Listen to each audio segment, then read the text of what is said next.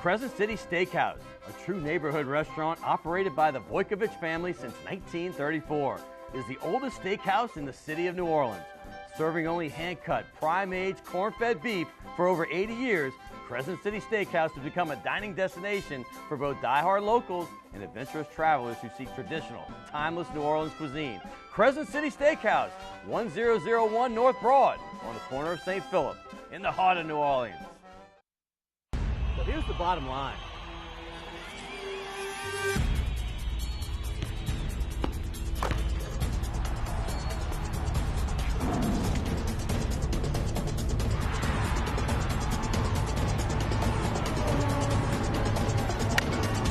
Well, it's funny that you say that.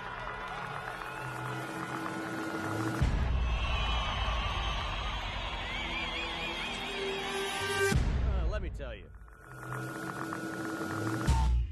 Good evening and welcome to Primetime Sports. And as you can see, I'm your host, Scott Alexander, and I don't want Mardi Gras to end. But all good things must come to an end. But this show will hopefully take your mind off of it. I've got two of the hottest young coaches in baseball. That's right, I've got Matt Reiser, former Tulane star, now at Southeastern as the head coach, and also Seth Thibodeaux at Nichols. And by the way, Cody Worsham from the Tiger Rag is going to give you all the LSU news you need to know from signing day to football to basketball and everything else. But I got a treat for you, a five-star hero, coming up next right here on Primetime Sports.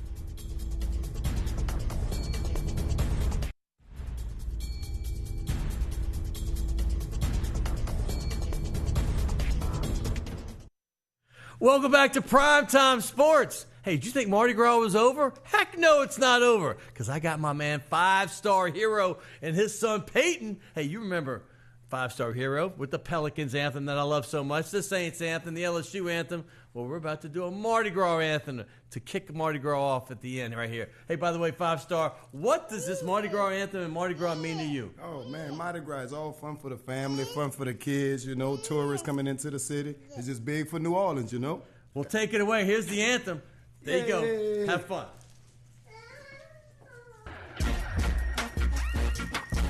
Yeah!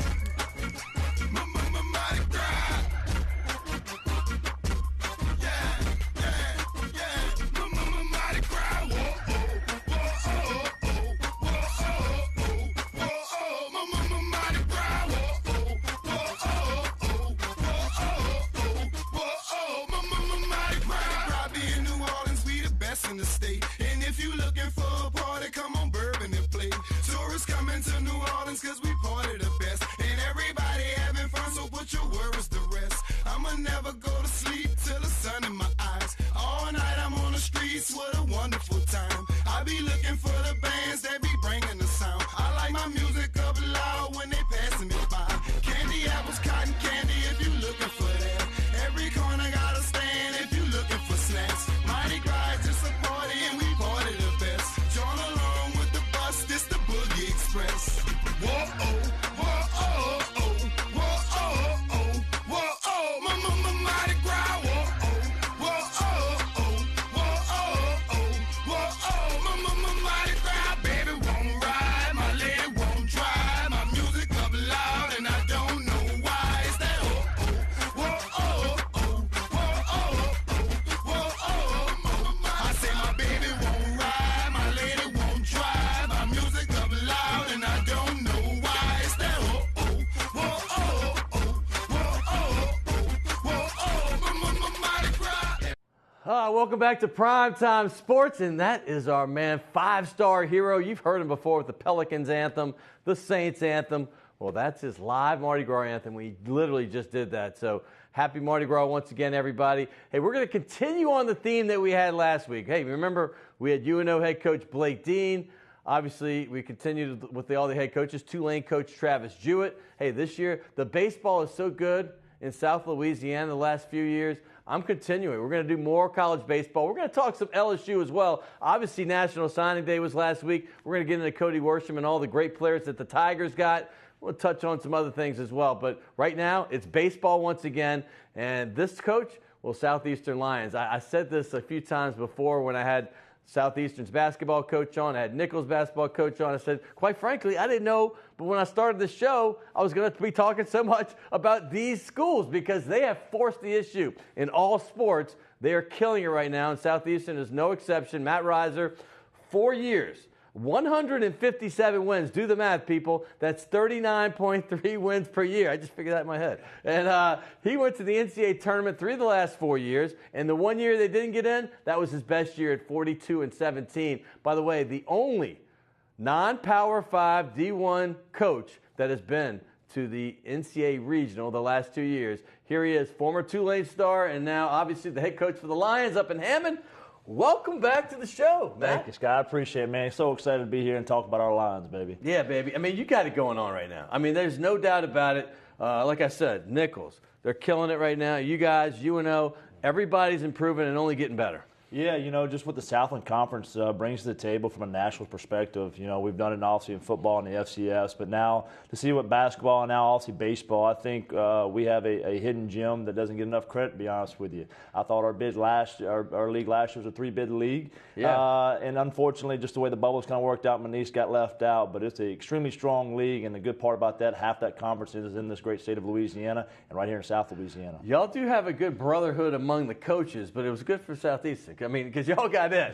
But the fact is there's a lot of great young coaches in this league. I mean, across the board, I'm seeing young 30s, mid-30s. Seth Thibodeaux is going to be on the show later. He's one of the elder statesmen at 37. Right. So you guys got a lot of hungry guys in this league. We do, and I just think we're not that far removed from the game. The relationships that we have with the guys, we can relate pretty closely. The next generation isn't that far separated from what we've done and where we've been. So I think we've done a fantastic job of bringing the right energy in our conference. Obviously you start seeing with the Power 5, with the SEC, of what they're doing with the young head coaches. I think they're kind of mimicking what we've already done with our guys. And, obviously the success that Coach Tibbs had down there, they finished second. He was the Conference Coach of the Year there in 2014. Obviously myself in 15, and then obviously what Jay Hill did last year in 2017 is the That's incredible. And all JRT disciples? Yes, all 3 of them coached at Southeastern, 4 coach, who's now our athletic director. Yeah. And you also see the foundation he's putting in all of us, and it doesn't matter where we go, we continue to have those same foundations. And that's not the only 3 in a row for Coach of the Year. How about the 3 in a row you've had for Player of the Year, led this year by Taylor Schwanner? Everybody remembers Jamison Fisher. He was leading the NCAA and hitting for much of that year 2 years ago. And then even before that, you had Seward. So you had 3 reigning Southland Player of the Years in a tough baseball conference. We've been very fortunate, to be honest with you. People ask, how do you replace a Jamison Fisher? Well, I don't think you go out and sign that guy. That guy's already in your program, and whether he's a freshman or sophomore, he's seen how that guy's handled the pressure and handled the day-to-day basis and handled all that success. And Taylor Schwanner's no different. Obviously, the year he had for us last year was tremendous. I thought it was a big part of our success, obviously, what he did from a playing point. But now we talked about going to senior year from a leadership standpoint, what he's going to bring to the table for us, be able to bring all that experience back. All right, I have to say this about Schwanner because I know he's doubled his at-bats, but it's not like he didn't get any the year before. His sophomore year, I'm going to try to remember this off the top of my head, I know he had only 1 home run. Yep. He had 3 stolen bases. He had 20 RBIs and a 278 batting average. Okay, he's not a full-time player. But last year, and really just the double amount of bats, 20 home runs, 72 RBIs, 20 stolen bases, and a 332 average. I mean, he's one of these guys like Mike Trout who's doing it everywhere, although he plays third base and not outfield. Yeah, we were very fortunate last year. There was only 3 guys in the league to have double-digit home runs and double-digit stolen bases, and all 3 of them played for the Lions. So, obviously, Schwarner led the way there in the middle of the order and was an extremely smart base runner, not necessarily the most, the fastest guy, but you asked me, how does he improve so much in just 1 year? And I think the big part of it was his maturing. The maturity of understanding that, hey, you're not going to play every day if you can't play defense the right way. Defense is valued in our program, and you've got to make sure that that's your mainstay. I know you enjoy to hit. We all know you can hit, but the defense is a little weak. I need you to really work on that part of it. And he did. We win our first weekend, and we give the game ball, and the game ball goes to Taylor Schwarner, not for his offense, but for his defensive work. And he prided himself so much on that and making himself better. And vouched to me that, Coach, I promise you I'm going to start at third base because of my defense next year and not because of my offense. when you have that type of maturity, you have that type of outlook on things, and you don't blame other people for not getting the everyday opportunity and understand the ownership and accountability of it, you mature into that player that he was last year and being that player of the year. I don't know where or if he was drafted or could have been, but I have to imagine when you put those numbers up, teams are looking at you. What makes a player like that stay? Why do you want to stay here? He values education. He values what we're trying to do there as a program. We've been in the NCAAs, like you said, 3 out of the last 4 years, but now getting there isn't the accomplishment. It's now trying to win this thing. And honestly, I think we all went home with a little bit of heartache. And only truly one team's going to be happy at the end of the year, and that's going to be your national champion. You saw LSU make their run to be the national runner-up, and they were heartbroken going home. Not just heartbroken, devastated. Yeah, exactly. I mean? So I think that was part of what Schwerner wanted. He values education more than $20,000 or $25,000. He's got enough confidence in himself, knowing he's going to get another opportunity to do that this year as a senior sign, and that professional career is always going to be there for him, or should be there for him in front in the future. This college atmosphere is a little bit different. It's a lot more camaraderie. It's a lot more brotherhood. There's a lot more love for each other throughout that team and that club, and I feel like he's got some unfinished business to do and help this team do that. All right, before I get to some of the other players, and I got to talk about you, how you were molded. You're a gamer type of coach. You're a gamer type of player. You played left field for the Tulane Green Wave. You're one of only 2 teams for the Tulane Green Wave that went to the College World Series. I mean, that's a huge deal. There's a dog pile there. You're in that dog pile somewhere, but that's 2005. They went in 2001 with Andy Canizaro's squad, but Rick Jones was the head coach of both. Yeah, just an experience that I dreamed of for a long time, and I didn't have a ton of aspirations to play professional baseball. Growing up, obviously, with Daddy at the house, the week of the College World Series, you came over to watch the College World Series. So he wanted to take me as a kid in high school. Hey, let's go to Omaha. I said, no, Dad, you're going to watch me play there one day. And I was fortunate enough in 2005 to be a part of that Rick Jones club that went there in 2005. And it was even more than you ever dreamed of. We got there, the red carpet was rolled out, the 30,000 fans, just the people and the inspiration out there. It was a pretty neat experience. I have to say, I'm just thinking this while you're talking. I know LSU's been so many times, and they've won at least 6 national titles. However, I'm thinking of all the other Louisiana schools. I know UNO went back in '84. Right. I mean, y'all want that squad, only one of 3 other teams, non-LSU, that's gone to the World Series? ULL went, I think, in 2000. That's right. ULL, my bad. I'm sorry, Raging Cajuns, because y'all do have a great baseball program. That is my bad. But, yeah, you're right. They had a run. But still, one of only 4 no doubt from the state besides LSU, and that's only 3 different schools with 4 appearances. Yeah, and just such a neat experience. I think that tells you the state of Louisiana, where it's at from a baseball standpoint. It's one of the greatest states in the country for baseball.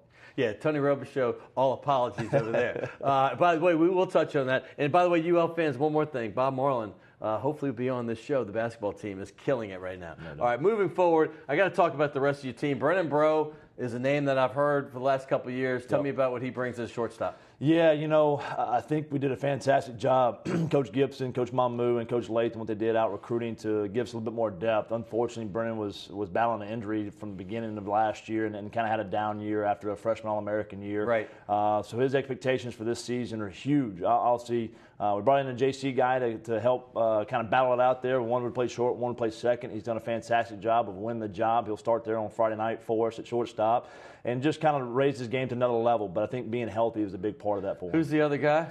Cody Gross. We got a JUCO kid from John A. Logan, very similar type player, left-handed hitter. They're going to hit 1-2 in the order for us, and I'll be 2 spark plugs at the front type of our lineup to be able to set a tone. I love the way you smile when you said that. Hey, defense in baseball. Hey, I was fortunate enough to watch Andrew Jones roam center field for many years, and he took away as many runs as anybody can produce, and that's important. You have an all-Southland defensive player in Drew Avens. Drew Avens has been a spark plug for us for many years. Got in there as a freshman, got some experience as a starter and a little bit of experience as a reliever for us. He's one of our traditional two-way guys who pitch and hit for us. And what he did last year, honestly, having the all-conference year he did, he got named preseason first-team all-conference last week, which I thought was very well deserving of him because he's just that typical utility player. He goes out there with that grit about himself. He's got the perfect balance of strength and speed for us that we can hopefully maybe count on him to replace him that power we lost last year and be the double-digit home run and double-digit stolen base guy for us. Speaking of replacing, it's not easy to replace a guy like Max Soroller, who I remember for the last couple of years not just being one of the best in the conference. I thought he was one of the best pitchers in the country. How do you replace him?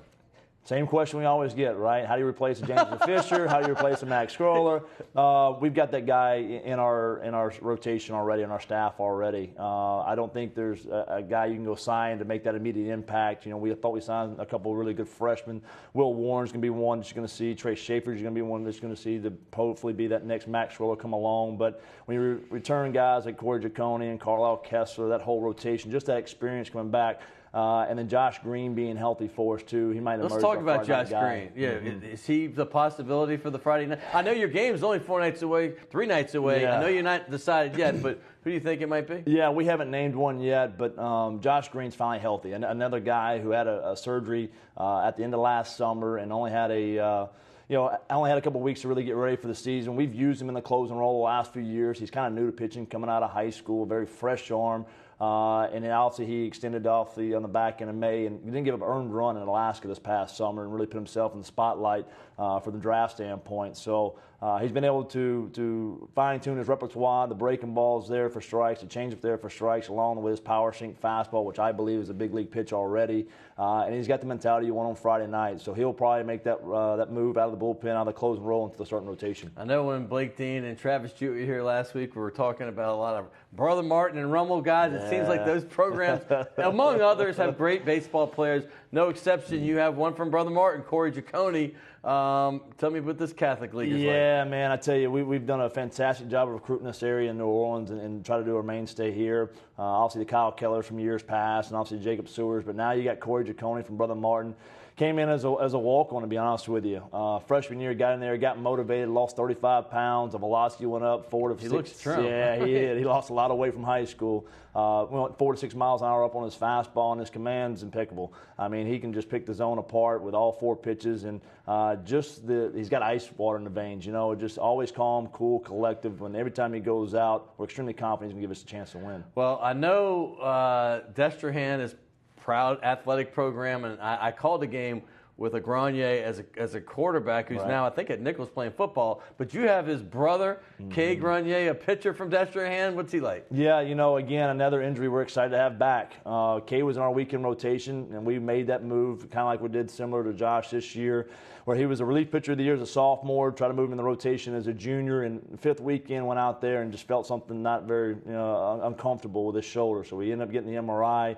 He did have a tear there in the labrum. He did a fantastic job doing the rehab. Unfortunate for us, it was non-surgical, so he was able to rehab it all the way back. He's back to full strength, and to have that guy back in rotation, also not only the experience we're getting back, but the competitor we're getting back, it's going to be extremely competitive to figure out who's in that weekend rotation. Man, listen to this. Well, I got to throw another one at you. One last one, Carlisle Kessler. I mean, that's a great player, too. Right, What you going to do with him? Yeah, well, and again, the experience we've got to replace offensively is going to be tough, but I think we're going to be just fine on the defensive side of things, obviously, and this is why, because now you're talking about another guy who was in a weekend rotation for us last year. In all fairness, I don't think he was mature enough and ready for that weekend rotation. I think he needed another year to kind of prep for it, but unfortunately he had to step up in the situation we were in last year with Grenier going down. I thought he did a fantastic job of handling it, and I thought he had some big games for us. I thought he had some games that he'll grow from last year into this year. So, again, it's going to be head coach's hard call to make to see what our rotation is going to be, and we're going to put our guys in the best possible situation to get a chance to win another championship. Before I let you go, I got to ask you, because I had Blake Dean on. Like I said, he's played at LSU with Maneri. He coached under Ron Maestri. You have a relationship with these same guys. What is it? I'm curious. Just what they've done from the state of Louisiana. I mean, Coach Maestri and Coach Jones. There's Maestri right there. there. There you go. And also now what Coach Maneri's done for the state of Louisiana. It's a fantastic relationship to have, and to obviously we're the next up-and-coming generation, the Risers and the Thibodeaux and the Hills and the Blake Deans and all those guys. So I think we need to learn from those guys. I think there's a lot of great things they've done, a lot of foundation they've laid, and hopefully we can take it to another level and continue to grow this experience for the state of Louisiana. I'm just curious, when you first, when you're shaking Maneri's hand, or even Maestri's been around a lot longer. Right, I mean, Maneri played for him. Right. What's your thought? I mean, it's like, goodness. I mean, you're probably 30. You're only 33. He got this job at 28, 29, right? 29 years old. You're a young guy. Right. I mean, I know now you're a grizzled veteran. You've had 4 great seasons. But what were your thoughts when you were doing that? To shake his hand and think, okay, he was in the World Series when I was coming out of mama's womb, right? Type deal. That's what I'm talking about. Right. Just the amount of experience in the stories, to sit back and just kind of listen a little bit. And honestly, I try to help our guys learn from our experiences we've already had. Hey, I can comp you to this or comp you to this situation. You don't necessarily have to go through it to learn from it. I try to do the same thing with Mason in there and Coach Jones, where I try to listen from their experiences and their situations they've had in their 30 or 40 years that they've been in the game of baseball, to hopefully learn from that and not make the same mistake, or also have success on the backside like they have. Well, I know you signed our ball last year, so I'll save the ball for Thibodeaux when he comes in. But, hey, I've got to say thank you very much. Awesome. Here's a gift certificate. Our printer might not be working, but it'll still Very work. much appreciated. Very much appreciated. By the way, one last thing. Give them a little line up, and you got 15 seconds to tell people why they should come see you play. Yeah, man, it's one of the most exciting styles of baseball. We're extremely aggressive. Everything we do, from a pitching, hitting, and obviously the base runner standpoint, I think it's one of the best things that you can see, and that's why we have the good old line. There you go. There's your camera. Give it straight to it. All right. I gave him some time right there to do that. You're the man. Appreciate you. Appreciate everything, man. Always have fun with you, Matt, and congratulations, and I'm proud of all your success. Thank you so much. All right, man. I love college baseball. I'm sorry. I know this is a Saints and Pelicans town, and I talk a lot about those teams. You know that. But college baseball, college basketball, that stuff gets my juices flowing as well. Hey, coming up, I told you we've been teasing it. Seems like the whole segment. Seth Thibodeaux will be here for the first time on this show. I have had him on the radio before, so I do have a relationship with him, but he's coming up later. But next, hey, we're going to get your LSU thing flowing. This is one of the first times I haven't had a pro thing going on in a show, maybe the first time ever, but it's all college today, and we're going to have Cody Worsham, the editor for the Tiger Rag magazine. I remember as a high school kid, I couldn't wait for that Tiger Rag to get there. He is now the editor. Another young guy, too. He's not even 30 years old, and that's a great job. But he's going to talk about the LSU signing class. We're going to talk about the LSU basketball team, and also, what about the LSU football team? How do you replace all those guys going to the NFL? That's coming up next on Primetime Sports.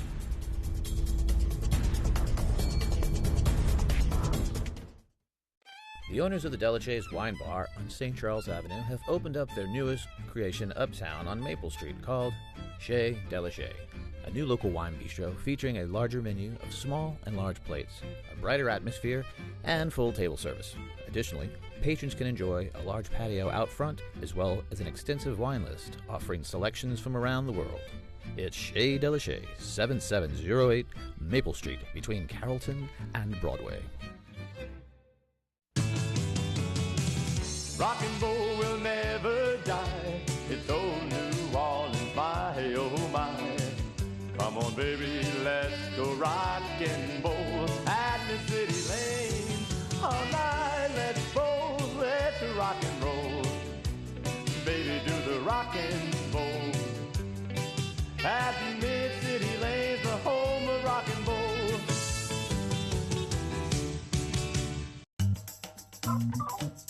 Fall in love with autumn with PJ's new seasonal lattes. Our pumpkin latte brings you all the flavors of a pumpkin pie with hints of cinnamon and nutmeg, like your favorite holiday dessert in a cup. And our s'mores latte with flavors of toasted marshmallows, warm milk chocolate, and graham cracker cinnamon is sure to bring back campfire memories. The PJ's Fall Seasonal Lattes, available at your local PJ's only for a limited time.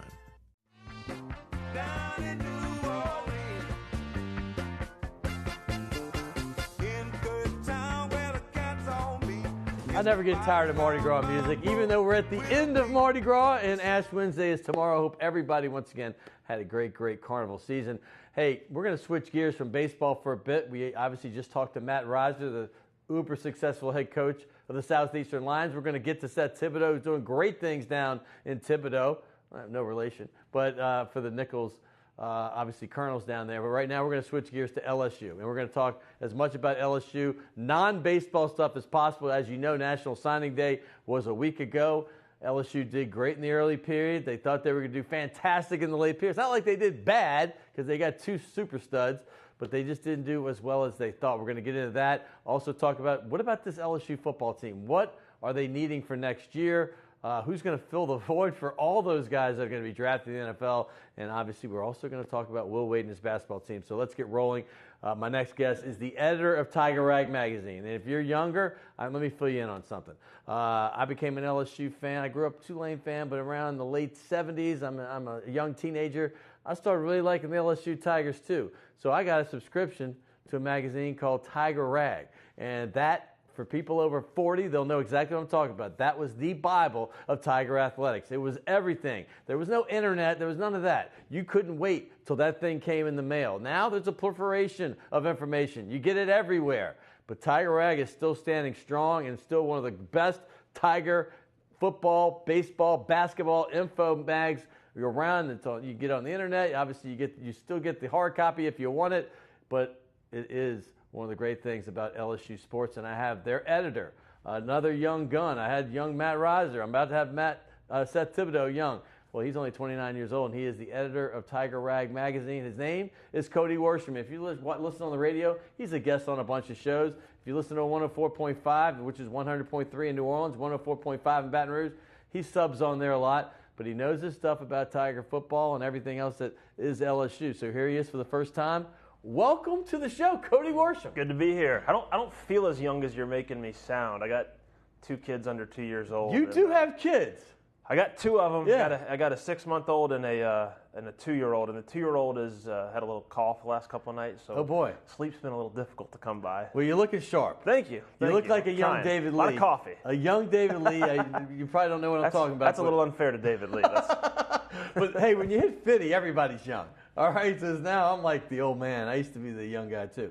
Hey, how'd you get into this? I mean, because I think this is a big deal. I mean, Tiger Rag, for those that are younger, I mentioned that earlier, it's a big deal. Yeah. And you're running this whole thing now. Yeah, it's been, got started, it's funny that you're calling me young. I got started even younger. Before I graduated college, I got a job at another magazine in Baton Rouge called Dig Magazine. Oh, yeah. And I was the editor there, the sports editor there. And just got a call from Jim Inkster one day, who is the publisher of Tiger Rag, and asked me if I wanted to come in and interview for a job back in 2012. And sure enough, went and interviewed and hopped into it. It's been a fun ride since. All the things that you said about Tiger Rag, I hear all the time from. I mean, we have subscribers still that have been with us since 1978 when it started. So it's been fun to Safe hear to say that. Before you were born. Oh yeah, about a good decade before I was born. So it's fun to. I mean, all those old magazines are still in my office. I go look at them all the time, and it's fun to try to still play into the nostalgia that we have. We have such rich history, just like LSU sports at Tiger Rag. It's fun to play into that, but also try to find our way through this modern media landscape and find our niches and see what we can do. I mean, you're right. Find the niche. I mean, Times-Picayune went under a lot of fire when they took out most of the days of the week. I think they deliver 3 days a week, but everybody's on the internet, so you have to find that niche. Did a young guy named Andrew Alexander work with you at Dig? Andrew's my guy. Andrew was a freelancer for me, and we're in a fantasy basketball league now, so we still exchange text messages weekly about the old fantasy hoops league. I can remember being in every fantasy league back then. I still do football, obviously, but I do college and pro. But I used to do every one of those, even NASCAR and golf. Yep. Hey, but moving forward, let's talk about LSU because signing day is a disappointment to some. There was a lot of players at LSU. They only had 4 spots left because this is the first year they had the early signing period, kind of like basketball does. It used to just culminate into this one big day, and it's still a big day. But LSU only had 4 spots, and they kind of had like 6 guys they were trying to juggle. What happened last Wednesday? Yeah, it's hard to boil it down quickly. I'll try to do it as condensed as possible. Essentially what happened is LSU went into the final day, the first late signing period that they've ever had. Like you said, it used to be an early signing, just this signing period, and now they introduced the early one this year. Essentially what happened is LSU went in with 4 spots to fill. They felt really, really good about 3 of those guys. Because they'd already gotten 18, right? They got 21 before. 21 they had 21, okay. And so you can sign 25 every year. Right, okay. And so they had 4 spots, and they felt really, really good about 3 of those guys. Well, didn't pan out exactly as they expected. One of them, Patrick Surtain, the best cornerback in the country, who LSU has been the leader for all along. For like 2 years, right? For a couple of years. They've been on him since he was a freshman. His father is from Louisiana. He's got family in Louisiana. LSU was the heavy leader for him. I think his crystal ball was at 95% in 24/7 Sports to end up at LSU. And And he picked Alabama, and from there, some of the other pieces that they were hoping to fill in the class with, guys like Mario Goodrich, another cornerback from Missouri, ended up signing with Clemson, and then James Foster, a quarterback that they were in on from Alabama, a dual threat guy, ended up going to Texas A&M. So some of the pieces they were hoping to get in to fill out the class fell through. They ended up with just the 23, and some of those 23 are really good now, but Sure. it's a lower ranked class than LSU's list used to, and Yeah. we'll see how they filled those last two spots, or if they just carry them over to next year. Now, I know 13's dad from my agent years. I know he was a player in New Orleans at Carr High School. There he is, 11-year pro, Dolphins, obviously played with the Chiefs as well, Pro Bowl type player. His son is the one I think is putting a dagger in the hearts of a lot of LSU fans, because although he didn't grow up here like his father did, because he played football in Florida, obviously his dad did, so he went to school down there. But fact is, I know Tiger fans I've talked to are very disappointed. Yeah, he was the great hope for this final signing period of this year. The number one cornerback in the country, a top 10 player, consistent, and he would have given that star power that every class needs to put it over the top. And I think the most heartbreaking element for LSU fans is that they were expecting to get him. Like I said, it was a 95% crystal ball pick. It was almost wrapped up. LSU felt very comfortable, and then the night before signing day, it all kind of turned south on them. Yeah. And I'm going to say from my experience in this business, because I used to do a show on this, players do, even though that 95% sticking out there, players do like to shock sometimes. I remember everybody thought that a great running back, Jamal Lewis, was going to go to Georgia because he's from Atlanta. He ends up going to Tennessee, and everybody got upset. But, hey, 4 guys we thought they might get, all out-of-state guys. You mentioned Goodrich, Foster, Justin Watkins, and, of course, 13. None of them are Louisianians, but they did get 2 from Louisiana, one from Scotlandville, the other from Rummel High School, that decided to stay. Talk about the 2 that they did get. Well, LSU did really well in state this year. That's kind of the prize of the class. Of the top 10 players in the state, they got 9. Nice. So that's a really good haul. And you're talking about Jamar Chase from Rummel, who's a 5-star wide receiver. He's an instant impact playmaker at a position that LSU is going to rely on heavily next year. Steve Ensminger, when he was hired, said he's going to emphasize the wide receiver position. He feels like it's a position of strength for them. Jamar Chase is a fantastic playmaker. I saw him before his junior season play against U-High, a game that I was calling on the radio, and he looked electric then. And that was kind of before he made his rise up the charts. He reminded me that game of Odell Beckham, and I don't want to put those kinds of expectations on him. But he's got the athleticism, he's got the shiftiness after the catch. He's a really special player. He's a bright young man too, and he had a great high school coach in Jay Roth. Speaking of U-High, I'll give you a quick note. I mean, I called their championship game against De La Salle. That team was good. Yeah. How about the other guy, Kelvin Joseph? Yeah.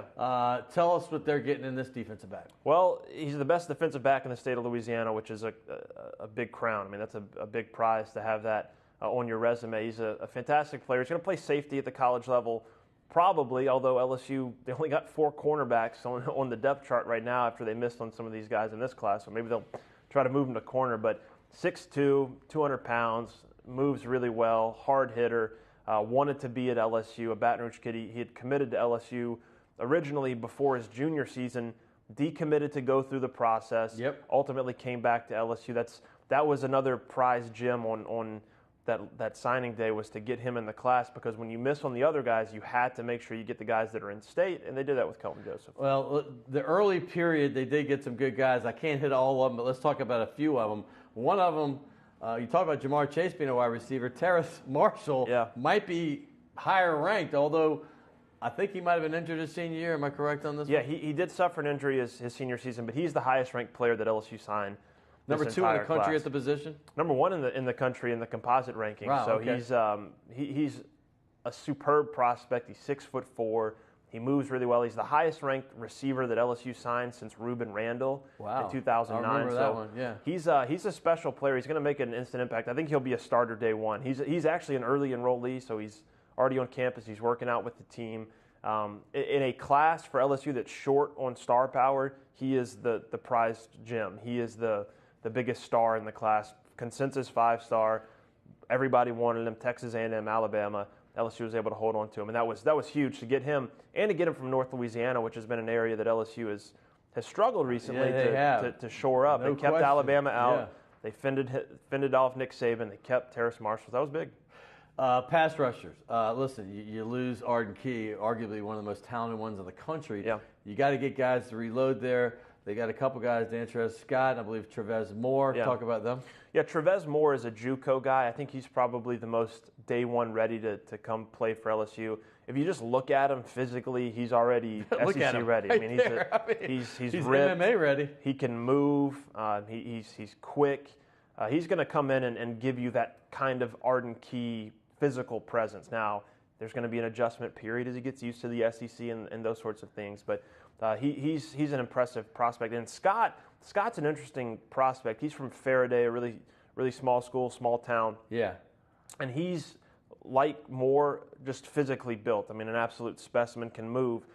Played like 6-7 positions in high school, so it's about finding a spot for him and where you want to fit him. Is he going to be a pass rusher? Do you move him into a down lineman on the defensive side? Do you move him in? I mean, he can play a number of spots. He can play tight end. He can play receiver. I mean, he's an incredible athlete. Can really move. He's huge. His highlight film is incredible. Get me excited again. Yeah, but just because get excited again. And that's kind of the story of this Right. class for LSU. We'll see how it plays out. It's not highly ranked, and Scott's not a highly ranked player, but there's a lot of talent. There's a lot of potential. A lot of guys who were injured their senior year, so maybe didn't get the recruiting ranking bump that the other guys got. Right. So, a lot of the signing day reaction was how much of a disaster it was for some fans. Well, it's not necessarily the case. There's some good prospects. All right, one more I got to talk about because LSU had 2 guys go pro early. Toby Weathersby on the offensive line, I should say. Obviously, Will Clapp, and of course, KJ Malone was a senior. So you have to have some beef, and they were already kind of thin on offensive line. I know they have a JUCO-ready guy. How ready is Badera Traore? Yeah, Traore they're counting on him to come in and play day one. There was a time last year where LSU in fall camp was playing walk-ons on the second string on offensive line. And there was a time where the defensive line had 4 healthy guys against Mississippi State. So they had to beef up the trenches. Traore is quick. He looks like an NFL left tackle, long arms, quick feet. He should step right in and play on the left side. And you got Sadiq Charles back on the right side. Gives you 2 pretty good tackles heading into the next season. There he is with Coach O. Hey, talk about the LSU team. I know you're deep in LSU football. They are losing a lot of guys to the pros. I mean, this is like one of those exoduses they had a few years back when all the juniors went pro. I think they had 2 years in a row that. It's that again, plus they're losing a lot of good seniors. Without naming them all, because they could have up to 10 or so players drafted. I mean, possibly. How do you replace the guys like Geis and Jark and those great defensive players as well, the cornerbacks, both of them? Yeah, it's tough. I mean, they got 10 guys at the NFL Combine, so there's a lot to replace. At receiver, I think you're counting on, a transfer in Jonathan Giles, who's going to be helpful. Texas Tech, yes. Texas Tech transfer, 1,000-yard receiver. He's going to help you a lot. But you're also going to count on those freshmen. Chase and Marshall are going to have to come in and play. Running back is tough. I mean, maybe Nick Brissett is ready, a Baton Rouge kid who was very, very productive in high school but just hasn't seen that production at the college level. Maybe he's ready to step up and take on a bigger role. Quarterback, you got to replace Danny Etling. Well, that's the thing. Miles Brennan, Lowell Narcisse, or is there a dark horse anywhere else? Or is it a battle between these 2 guys? I think it's going to be one of those 2 guys, and I would say that Miles Brennan is the early favorite because he got more experience as a freshman. Incredibly accurate passer, quick release, great arm. He should be ready to go, and I mean, how long has LSU clamored for a quarterback that can make plays through the air? But in Narcisse, you've got a guy that can make plays with his legs. He's big, he's physical, had some injuries in high school, but now he's healed up, and he should be ready to go. It'll be a good battle between those 2 guys. I really like both those guys a lot. Hey, let's switch gears to hoops right now because Will Wade, I'm completely impressed like the rest of the country from where the program was last year, where it is right now, and where it possibly could be next year. You don't want to put the cart before the horse, but the bottom line is this team is on the rise. Yeah, I mean, talking about recruiting rankings right now, they're number 2 in the country, according to 24/7, number 3 in the country in 24/7 composite. So When's the last time we heard that? I can't think of a time where the basketball classes outranked the football class. I mean, it doesn't happen often in Baton Rouge. Good so point. The future's bright, but the present's been pretty good too. He's taken a team that was historically bad, 2 wins in the SEC, 15 losses in a row, and he's turned them into a competitive SEC team that's winning some games and beating some people. I don't think A&M and Arkansas, either of those teams thought LSU was going to sweep them this year. No, that's 2 potential tournament teams that they've got 4 wins combined over. So they're well coached. They're defending much better than they did last year when they were historically bad, and the culture of the program has changed. They're bringing in top recruits. It's been quite a rebuild for Will Wade. Yeah, and the reason we're not talking baseball today because, like I said, we will have Maneri, we will have pitching coach Alan Dunn, so we just wanted to focus on those sports. But I got to tell you, congratulations on what you're doing. And I know you have 2 kids. You don't feel young, but when you're an old guy like me, I'm looking at you. I'm like, dude, the future is ahead of you, my friend. You got a lot of things happening for you, and I'm happy. You came a long way. I wanted to give you a nice gift certificate the next time you and your wife can get a babysitter for those 2 youngsters. Y'all come down here. This is a fantastic restaurant uptown on Maple Street. It's called Chez de la Chez. Awesome. I know our printer's not working great, but they will honor that. Beautiful. But by the way, I got to get you to sign the ball. You are glad to do a it. guy right here. I usually don't keep it in this pocket. But, hey, I got a little space for you right down here.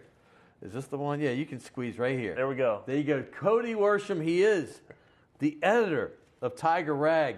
I don't know if Glenn Gilbo was actually the editor, but that's one of those names. He's a friend of this show, and I remember we used to be at least a part of Tiger Rag, if not a big part, and he's doing some great things. So congratulations on your success. Thank you. And I love listening to you when you were a sub. I think I was actually a guest on a show with maybe it was T-Bob or Yeah, I was filling in with T-Bob. one of those things. Yeah, so check him out and check out Tiger Rag. If you're young and you don't know it, go online, figure out how to get it. It's fantastic. And if you love LSU, it gives you all the updated news. All right, we're going back to baseball. We're going to have Seth Thibodeaux, the head coach for the Nichols Colonels. I can't believe I'm talking so much about Nichols. Never thought when I started this show I would, but like I said, they have forced their way in with the football program, such improvement. The basketball program is killing it first in the Southland, and then the baseball program is one of those that they expect to be one of the best in the conference. So he's coming up next right here on Primetime Sports.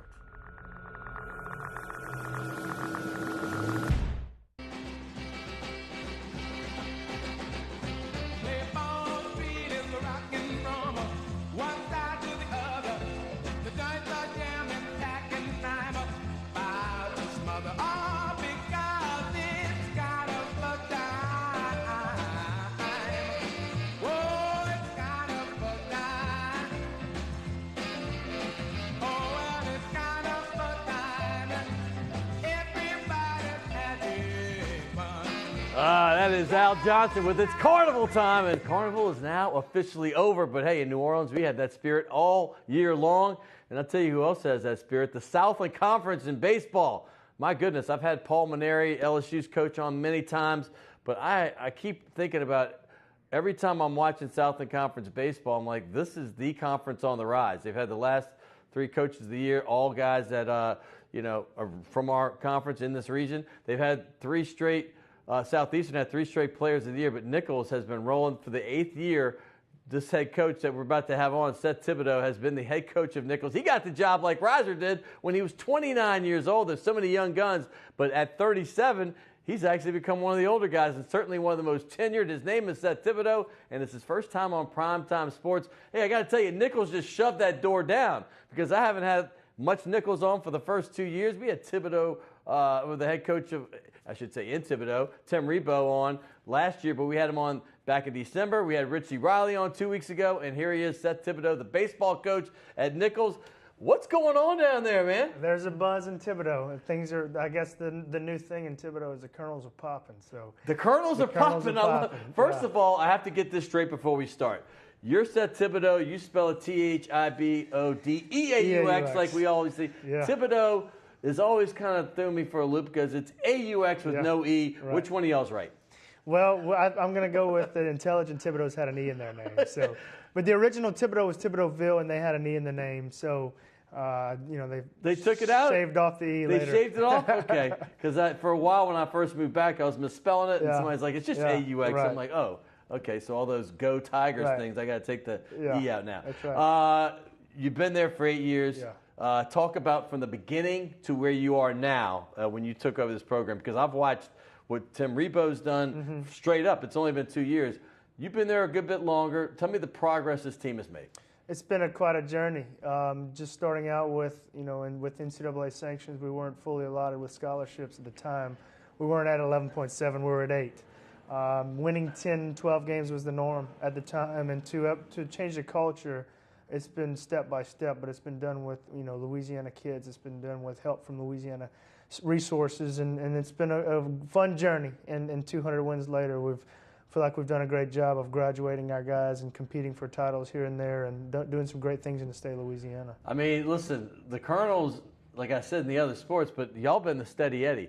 the whole time. I mean, I'm not saying y'all been top of the league every year, but always have great baseball teams, always fight hard. What's the key to your success? I think just recruiting right and having a culture and a mindset and bringing the right guys into our program, into our university, and having a plan, and sticking to it. And it certainly it hasn't been the easiest all the time. Like, no job is, but sustaining the culture has been tough, but we've done it with toughness, and we hope to continue to do so. Well, we had Richie on literally just 2 weeks ago, and the first thing he said, because I was saying, hey, I think Coach Tibbs is coming up. He goes, that's my guy. Yeah. That's my guy. You tell him I said hi. So y'all are both young guys. Yeah, I think he's in his mid-30s, correct? So what's y'all's relationship like? I think that if you come and work at Nichols and you live in Thibodeaux, you're going to be a friend of someone or something. And when we work together, Richie's wonderful. I've reached out to him for help. I know when he first got there, I used to go into his office and bring coffee and donuts just to, hey, I've been here. I know what it's like. And so he's an unbelievable talent, and he's going to do amazing things in his career. But right now I'm enjoying every second of him. I actually go watch them practice and pick up some pointers, and I like to listen to him talk to his guys. It's been a treat, and right now they're in first place, and I'm not shocked by it. I was at the game. Yeah. I mean, I got to give him props. I mean, I support all the teams around this area, but I've been to a lot of Tulane and UNO games. They're right here. Of course, I go to LSU a good bit. But, I went to support both coaches in this particular game, and I hated to see one lose, but Nichols really is a good basketball team, and all the programs are rolling. And you said it at the start about the Colonels are popping and all that.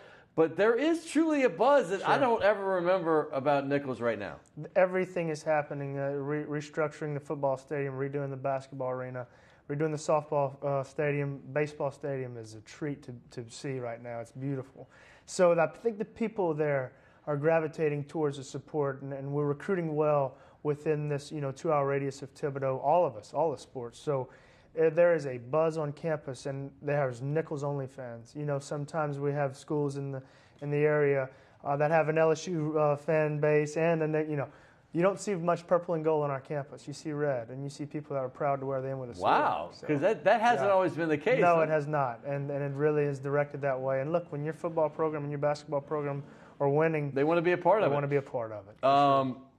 Mike Detillier, I got to give him props because he has been an ambassador of sorts for y'all as well. I know he knows all you coaches. What's he done for the program? He's always around. He's been around since day one. He and I met years ago on another, TV or radio station interview right when I got the job. And I remember talking to him, and then all of a sudden, a text message here and a phone call here, and I started inviting him to games and inviting him to banquets, and we've just kind of became very good acquaintances. And of course, he's a good guy. He's a wonderful guy. He's always around campus. It's fun to see him. Yeah. What's your recruiting base? I'm just curious. Where do you go first, and what's your extension? I want to stay right here. I want to go from New Orleans to Baton Rouge to Thibodeaux as best we can. There's so much good baseball. Creep into Lafayette if we have to. Yeah. We'll stay along the Gulf Coast, mainly Houston to Pensacola. I try not to get out of there too much, but I want these guys here. And last year we signed 10 kids, all high school players, from an hour and a half radius of Thibodeaux. So if we could do that, it's hard to do, but if we can do that, well, I feel like we're going to be in good shape. Well, first of all, I'm going to segue from there because I was going to start with your star Kyle Noah, who obviously all Southland DH, who's going to be playing a few positions now. But you have a couple pitchers from Holy Cross and Shaw, I've got to bring up because you just mentioned your recruiting base. We're down here in New Orleans right now. Talk about those guys. Sure. Well, look, a few years ago we had Justin Cinebaldi from Rummel, who was an All-American. Right. And it kind of set the tone for our guys. Zach Oten from Shaw, a sophomore lefty that can get up to 91, 92 with a good breaking ball. We're really hoping to see some great things from him. And Kyle Clayton from Holy Cross. Holy Cross has been outstanding for us just leading up to now. Kyle could be a star for us, but we're really, maybe looking towards him closing as a freshman. He's a warrior and fears nothing, and so you can see the way he pitches right in that one picture. He looks like a bulldog on the mound. He is a bulldog, and he competes that way in everything he does. So, perfect fit for us. I'm so proud that he's here. He played for a guy that I coached in college, Cass Hargis over at Holy Cross. So, Cass really helped us with him, and Cass said he's going to be your type of player. And it's been the truth ever since he set foot on campus. Let's talk about some of the straws that stirred that drink. And Kyle North is obviously, when you're talking about all Southland, and that's a good baseball conference, I got to start there. What's he mean for your team? Everything. The glue, the team captain. has fought injury his entire season and probably kept him, his freshman year he had a bum knee, and then messed up his other knee his sophomore year, but ended up hitting 370 his sophomore year, coming off of an injury. So he didn't play his first 2 falls with us, his freshman, sophomore year. His junior year, he is rolling and breaks his hamate bone just after a walk-off home run against Brown early in the season and ends up missing a month of baseball, which hurt us a lot. Comes back and does really well, but he's fought injury, and so if he stays healthy, he can be one of the top 5 hitters that nobody knows about in our league. Well, they're getting to know about him now. Sure. I'm throwing his name out there right here. There you go. If he's 1A, I got a 1B and 1C. Yeah. You got a second baseman in Ethan Valdez, and obviously Gage Tier at first base. Yes. Talk about that side of the infield, because that's pretty strong. Yes, Ethan is a second-team all-conference player, probably one of the faster guys on our team, maybe the league. Can really, really run, can play short, second, or third for us in a pinch if we need him to do any of it. And going to be huge for us in the top half of our lineup, can steal bases with the best of them. Scrappy? Very defensive player as well, though. If I put him in center field tomorrow, he would be fantastic at it. If I put him on the plate next week, he would figure it out. He'll do it for you Nichols. Need guys like that. Absolutely. Blood and guts type player, our type of guy for sure. Gage Tier was an all-Southland defensive team player last year, only made 2 errors at third base. It sounds kind of funny, but we're moving him to first base for now because he's a hitter. He can bang it pretty good. He also fought an injury last year. He looks got hit the in the part, head against too. Tulane. He does look the Because part. Kyle North looks the part, but Yes. this dude looks the This part. guy is a ball player in every way, shape, and form, and can play some first, can play some third, but I really want him to hit that baseball over the yellow line in the outfield. So we're going to try to let him really focus on hitting. He's a plus hitter, and we need a full season out of him, and playing first base might really help him out a lot. Before I get to some of your other guys, let's talk about you. Where did you come from? What's your history as a ball player? I mean, Sure. There's never been really a baseball player that hasn't played. Right. A coach, I should say. Let's talk about your past. Where did you come from? Yeah, I'm from Church Point, Louisiana, which is a Point. metropolis over there, booming area. It's booming. It's booming. God's country, though. It's No, a I know wonderful folks place. from Church Point. Yes. We'll talk about that later. Yeah, I'm one of 8 kids, and fortunate that I came from a great family and a supportive family. Graduated from William Carey. Before that, I was at LSU Unis, Yeah. so I graduated there and played some pro ball for the Baton Rouge Riverbats in the There you old go. independent league, Southeastern League. So played there, and I was fortunate to have met You J.R. said the River Boats? Baton Rouge Riverbats. Bats. Okay, I Yes. thought you said something else. Yeah. That's kind of below, on the other side. Yeah. I was like, wait up. Yeah. Okay, River Bats. I get it. Yep, and was fortunate to work with J.R. Teagues at Pearl River for 2 years right after I'm finished with school and playing. The great Southeastern coach, now athletic Now director, he did a lot for me in my career, and really I could not be a head coach right now without his help, and he guided me, and I grew up a lot with him, and I owe him for probably the rest of my life for his help and guidance, and was able to I felt like after 2 years there, he took me with him to Southeastern.